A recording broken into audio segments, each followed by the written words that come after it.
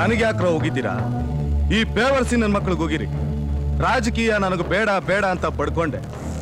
ನೆಮ್ಮದಿಯಾಗಿ granite business ಮಾಡ್ಕೊಂಡಿದ್ದ ನನ್ನ ಮಹಾತ್ಮ ಗಾಂಧಿ ಮಾಡ್ತೀನಿ, ನೆಹರು ಮಾಡ್ತೀನಿ ಅಂತ ಈ ದರಿದ್ರ ರಾಜಕೀಯಕ್ಕೆ ತಂದ್ರಿ.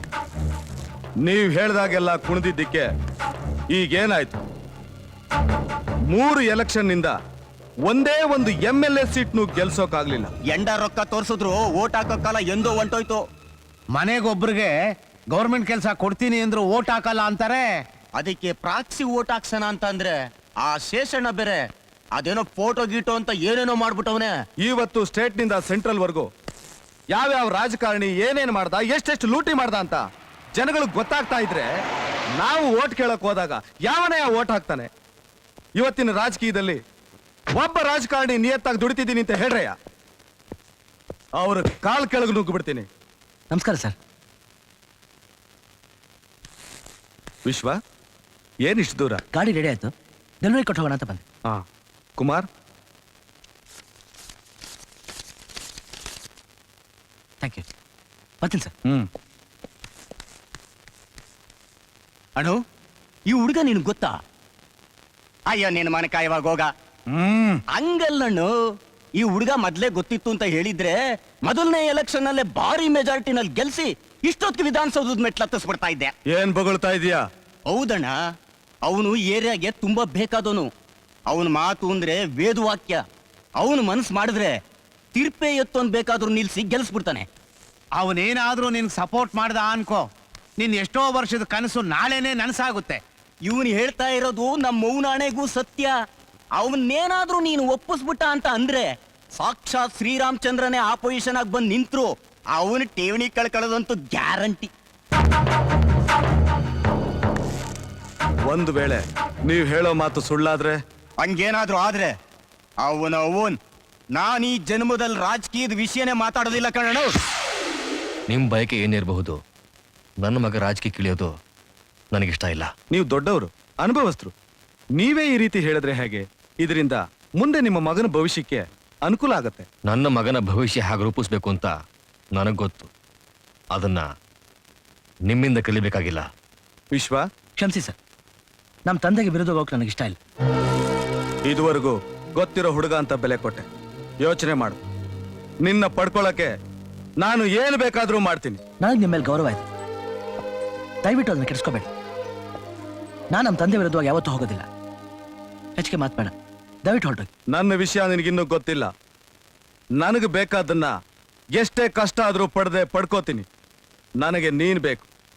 ನಿನಗೇನು ಬೇಕು ಕೇಳು. ಹಣ, ಆಸ್ತಿ, ಕಾರು, ಬಂಗ್ಲೆ, ಅಂತಸ್ತು. ಕಣ್ಣು ಮುಚ್ಚಿ ಕಣ್ಣು ಬಿಡೋ ಅಷ್ಟರಲ್ಲಿ ನಿನ್ನ ಕಾಲ ಹತ್ರ ಬಿದ್ದಿರುತ್ತೆ. ಕೇಳೋ, ನಿನಗೇನು ಬೇಕು ಕೇಳೋ. ಹೇಳೋ, ನಿನ್ನ ರೇಟ್ ಎಷ್ಟು ಹೇಳೋ. ಏಯ್, ನನ್ನ ರೇಟ್ ಫಿಕ್ಸ್ ಮಾಡೋದಕ್ಕೆ ನೀನು ಯಾರು? ನನ್ನ ಬೆಲೆ ಕಟ್ಟ ಯೋಗ್ಯತೆ ಇದೆಯೋ ನಿನಗೆ? 3 ವರ್ಷ ಎಲೆಕ್ಷನ್ ನಿಂತ್ಕೊಂಡಿಲ್ಲ, ಯಾವ ಜನ ಅದು ಓಟ್ ಹಾಕಿದ್ರ? ಹಾಕಿಲ್ಲ. ಅವ್ರಿಗಳಿಗೂ ಗೊತ್ತು ಕಣು, ನೀನೊಬ್ಬ ಲುಚ್ಚ, ಲಫಂಗ, ಗುಂಡ ಅಂತ. ಜನಗಳ ಸೇವೆ ಮಾಡೋದಕ್ಕೆ ರಾಜಕಾರಣ ಆಗ್ಬೇಕಾ? ಒಬ್ಬ ಮಾಮೂಲಿ ಮನುಷ್ಯಾಗೂ ಮಾಡ್ಬೋದು, ಆದ್ರೆ ನಿಮ್ಮಂತವ್ರು ಮಾಡಲ್ಲ. ಯಾಕೆ ಹೇಳು? ನಿಮ್ಮಂತವ್ರು ರಾಜಕೀಯಕ್ಕೆ ಬರೋದು ಶೋಕಿ ಮಾಡೋದಕ್ಕೆ, ಜನಗಳನ್ನ ಕೊಲೆ ಹೊಡೋದಕ್ಕೆ. ನಿಮ್ಗಳ ಸ್ವಾರ್ಥಕ್ಕೋಸ್ಕರ ಪವಿತ್ರವಾದ ರಾಜಕೀಯ ಬಲಿ ಕೊಡ್ತೀರಾ? ಏನೋ ಇದುವರೆಗೂ ದೊಡ್ಡ ಮನುಷ್ಯ ಮರ್ಯಾದೆ ಕೊಡ್ತಿದ್ರೆ ಬಾಯಿ ಬದಲು ಮಾತಾಡ್ತೀಯ. ಹೋಗೋರ್ಗೆ. ವಿಶ್ವ, ವಿಶ್ವ,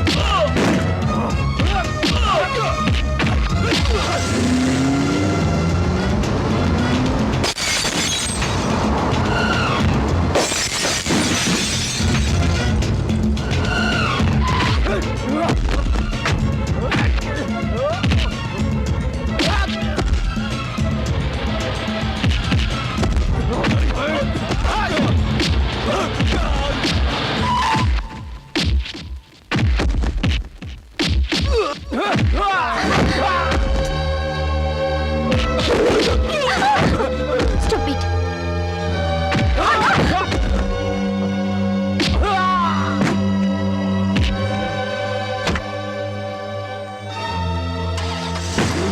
ರೈಟ್ ಹೇಳ